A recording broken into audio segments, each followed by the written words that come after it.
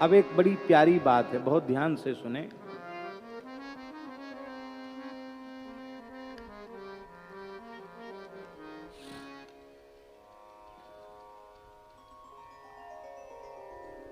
श्रीमद् भागवत में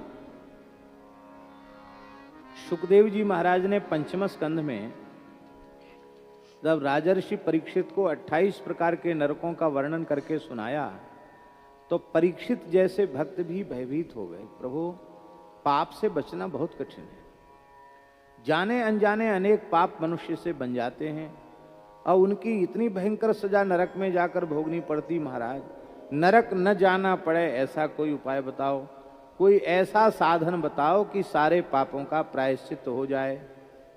बहुत ध्यान से सुनना जो हम कहना चाहते हैं। तो सुखदेव जी बड़े प्रसन्न भये और उन्होंने पापों के 3 प्रायश्चित बताए। पहला प्रायश्चित बताया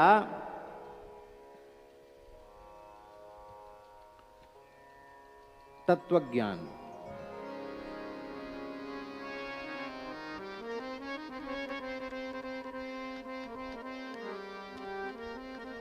क्योंकि जब तक देहात्म भाव बना हुआ है, कर्तापना बना हुआ है, तब तक वह भोक्तापने से मुक्त नहीं होगा। और ये भाव जब समाप्त हो जाएगा तो भोक्ता नहीं रहेगा। और ये तब होगा जब आत्म स्वरूप में स्थिति हो जाएगी। इसलिए तत्वज्ञानम विमर्शनम,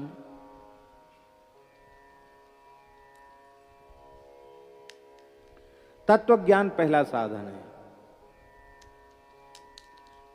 परीक्षित ने हाथ जोड़ लिए, बोले महाराज केवल कहने सुनने से तो होता नहीं, किसी किसी को तत्वज्ञान होता, सबको होता है क्या? पुस्तकीय ज्ञान तो हो जाता पर तत्वज्ञान तो नहीं होता।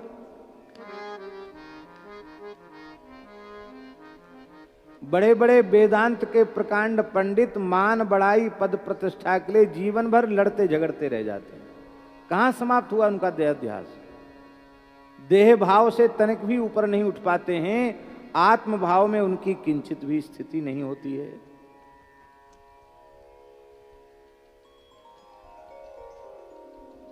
इसलिए पहला साधन है तो सही, पर वो पहला साधन उसके सब अधिकारी नहीं है।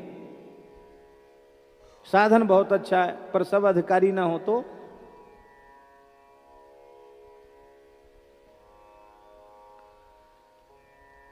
अब आपको बुखार हो गया, तबीयत खराब हो गई, कमजोर हो गई, बहुत कमजोरी आ गई। आप वैद्य के पास गए, वैद्य ने कहा कि गाय के दूध की मलाई में स्वर्ण भस्म 2 समय चाट लिया करो और थोड़ा थोड़ा बादाम का हलवा खाओ, दूध पियो, ठीक हो जाओगे। अब आप अमीर हैं, आपके पास उतनी व्यवस्था है, तब तो आप वो स्वर्ण भस्म चाट पाएंगे। और आप स्वयं मधुकरी से गुजारा करते हैं, निर्वाह करते हैं, तो आप कहाँ से मलाई लाएंगे, कहाँ से गाय लाएंगे, कहाँ से स्वर्ण भस्म चाटेंगे? तो दवाई तो अच्छी है पर सब लायक तो नहीं है उसके। तो ये तत्वज्ञान जो है आपने बताया, इसके अधिकारी तो आप जैसे महापुरुष हो सकते हैं, हमारे जैसे विषयी जीव तो नहीं हो सकते।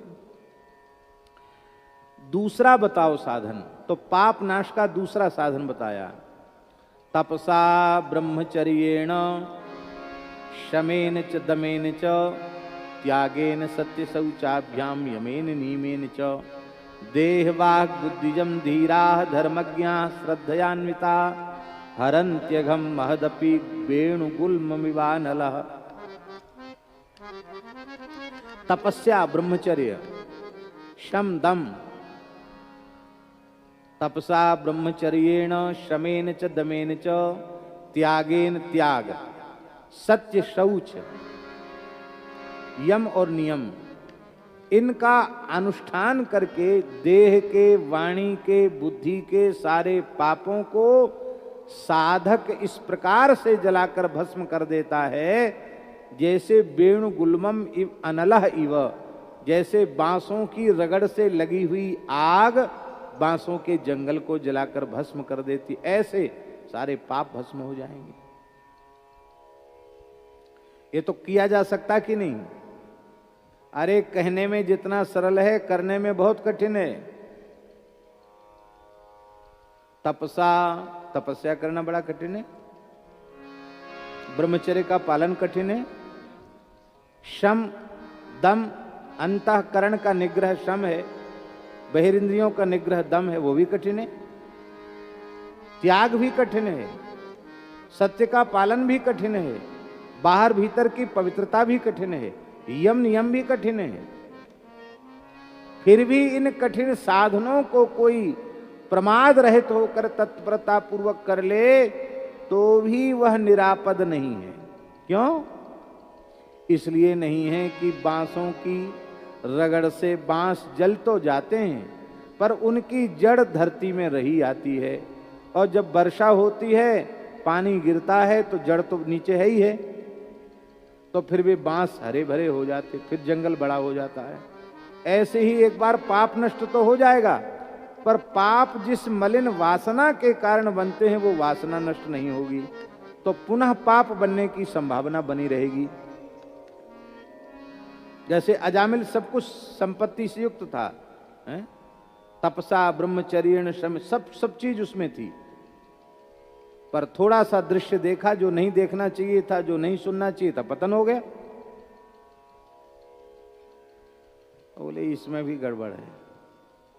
पहले में तो सब अधिकारी नहीं, दूसरे साधन में कठिनाई बहुत है, और कठिनाई पूर्वक मान लो कर भी ले तो भी यदि भक्ति नहीं है तो वासना तो खत्म होगी नहीं, वासना समाप्त नहीं होगी तो पतन का भय बना रहेगा। ऐसा साधन बताओ जिसके अधिकारी सब हो जाएं, एकदम सस्ता, सस्ते से सस्ता, अत्यंत सहज सरल सुलभ साधन बताइए, सबके लायक साधन बताइए। तब श्री सुखदेव जी ने कहा, केचित् केवलया भक्त्या वासुदेव परायणा अघम धुन्वन्ति कार्त्स्नेन निहारमिव भास्कर। केचित, केचित जानते हैं कहां बोलते हैं? अनेकों में किसी एक का निर्धारण करना होता तब कहते केचित। कुछ एक ऐसे भाग्यशाली होते हैं जो केवलया भक्त्या, केवलया भक्त्या का ज्ञान मिश्रया भक्त्या न, कर्म मिश्रया भक्त्या न, केवलया विशुद्धया भक्त्या, विशुद्धा रसरूपा प्रेम लक्षणा रागानुगा भक्ति के द्वारा कार्त्स्नेन अघम धुन्वन्ति, पूरी तरह पाप और पाप की जड़ के सहित सारे पापों को नष्ट कर देते हैं। निहारमिव भास्करः, जैसे सूर्य अंधकार को, निहार को, कोहरे को नष्ट कर देते हैं। ये जो उदाहरण है ये बिल्कुल ऐसा है महाराज जी। अब प्रश्न हुआ कि केचित केवलया भक्ति, तो केवला भक्ति है क्या? इसके उत्तर में श्री सुखदेव जी महाराज ने अजामिल का उपाख्यान सुनाया। अजामिल के उपाख्यान में भक्ति के तत्व का निरूपण है। भक्ति है क्या? तो अजामिलोपाख्यान के अनुसार भगवान का नाम ही भक्ति है, और नाम नहीं, नामाभास भक्ति है। अजामिल ने नाम लिया होता तब ना, नाम कहां लिया? पुत्र के बहाने से नारायण नाम का उच्चारण किया।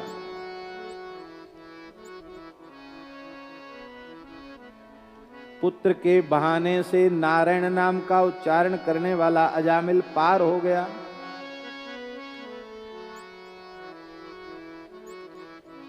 आहा,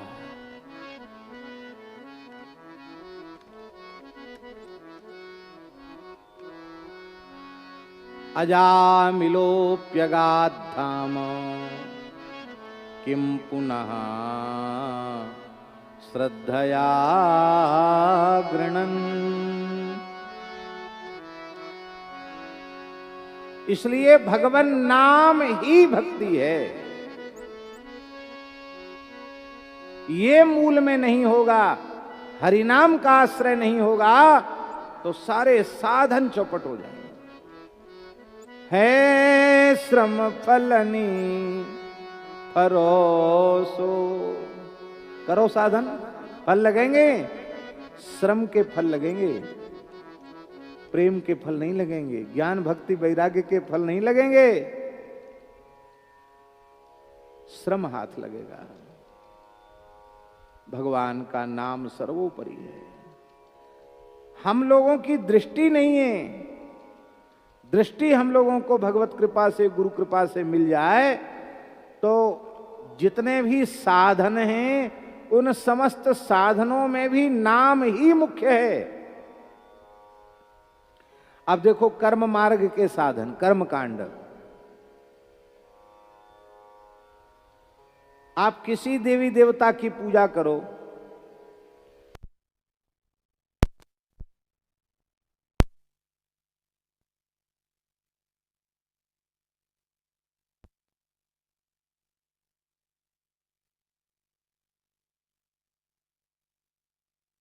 कोई भी साधन करें कर्म कांड का, तो सबसे पहले क्या बोलेंगे?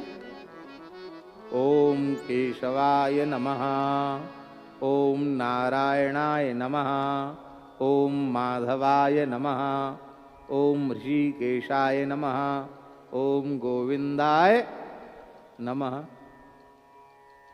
भगवान नाम से शुरू हुआ कि नहीं हुआ? फिर पवित्र होंगे तो कैसे होंगे? यस्मरेत पुंडरी काक्षम सवाहि आभ्यंतर शुचि। जो पुंडरी काक्ष भगवान का स्मरण करता है वो बाहर भीतर से पवित्र हो जाता है। तो किसने पवित्र किया? भगवान के स्मरण ने पवित्र किया। फिर आसन पवित्र किया तो भी भगवान का स्मरण किया। पृथ्वीत्य धृता लोका देवीत्वम विष्णुना धृता, त्वंच धाराए माम देवी पवित्रं कुरुचासनम, उसमें भी विष्णु स्मरण किया गया। इसके बाद फिर आत्मरक्षा की, तो पूर्व में कौन, पश्चिम में कौन, उत्तर में कौन, तो भगवान के नामों से ही सरसों के दाने छोड़कर रक्षा हुई। ठीक है। इसके बाद संकल्प बोला तो ओम विष्णुर्विष्णुर्विष्णु श्रीमद् भगवतो महापुरुषस्य विष्णुराज्ञया प्रवर्तमानस्य, यहीं से शुरू हुआ। वहां भी विष्णु स्मरण है। अब फिर किसी देवी देवता का पूजन करो, वो वहां नहीं पहुंच रहा है। कहां पहुंच रहा है? आकाशात पतितम तोयम यथा गच्छति सागरम सर्वदेव नमस्कारः केशवम प्रति गच्छति। सब जगन्नाथ को पहुंचेगा।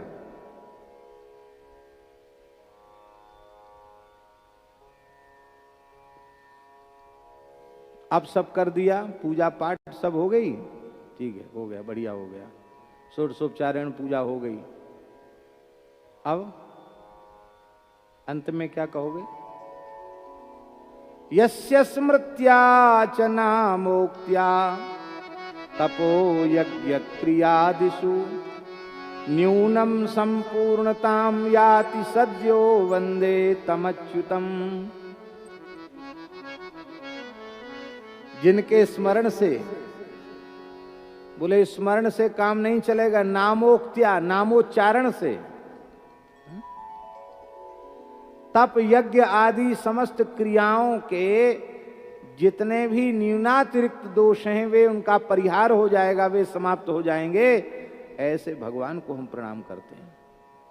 क्योंकि मंत्रतस् तंत्रतस् छिद्रम देश कालारह वस्तुतः सर्वम करोतु निश्छिद्रम नाम संकीर्तनम तब। मंत्र का दोष, तंत्र माने विधि का दोष, वस्तु का दोष, पदार्थ का दोष, देश का दोष, काल का दोष, समस्त प्रकार के दोषों का सर्वथा नाश भगवान नाम संकीर्तन कर देता है। नाम संकीर्तनम तब। नाम संकीर्तन संपूर्ण दोषों का विनाशक है। तो महिमा किसकी हुई? नाम की हुई कि नहीं हुई? पर हम कर्मकांड की महिमा समझते रह जाते, नाम की महिमा पर ध्यान ही नहीं देते। क्यों नहीं देते? हमको दृष्टि प्राप्त नहीं है। और करने के बाद यदि भगवान को अर्पित नहीं किया गया तो वो कर्म बेकार हो गया। हरि ही समर्पे बीनु सत्कर्मा, हरि ही समर्पे बिनु सत्कर्मा। भगवान को अर्पित करने से ही कर्म की महिमा है। सब कुछ करने के बाद कायेन वाचा मनसेन्द्रियैर्वा बुद्ध्यात्मना वानुसृत स्वभावात् करोति यद्यत् सकलं परस्मै नारायणायेति समर्पयेत् तत् नारायणायेति समर्पयेत् तत्।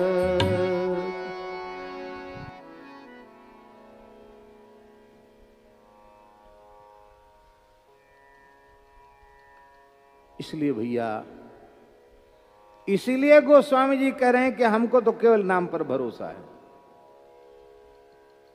सब साधन करोगे पर नाम की महिमा नहीं समझोगे, नाम को प्रधान नहीं मानोगे तो ये साधन श्रम देंगे, ये साधन तुम्हें विश्राम नहीं देंगे। ज्ञान योग का साधन, ज्ञान योग के साधन में आपने तो उपनिषदों को प्राय देखा है, ब्रह्म को लक्षित करके और पित्यंचा चढ़ा करके प्रणव का उच्चारण करना है। प्रणव क्या है? बोलो। अरे नाम है कि नहीं है? तस्य वाचक प्रणव, उस परब्रह्म का वाचक प्रणव है। तो ज्ञान मार्ग के साधक भी प्रणव का आश्रय ले रहे हैं, नाम का आश्रय ले रहे हैं।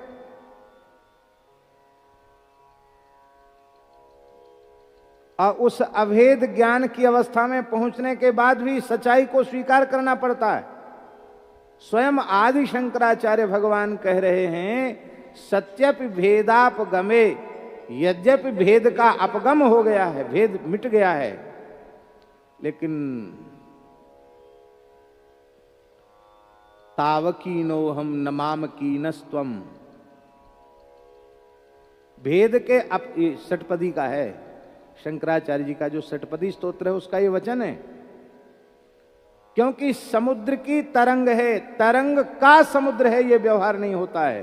तरंग भी जल रूप है पर तरंग समुद्र नहीं हो सकता। हम तरंग हैं, समुद्र तो आप ही हैं। कहीं गति नहीं है राम नाम को छोड़ के, योग मार्ग में भी गति नहीं है।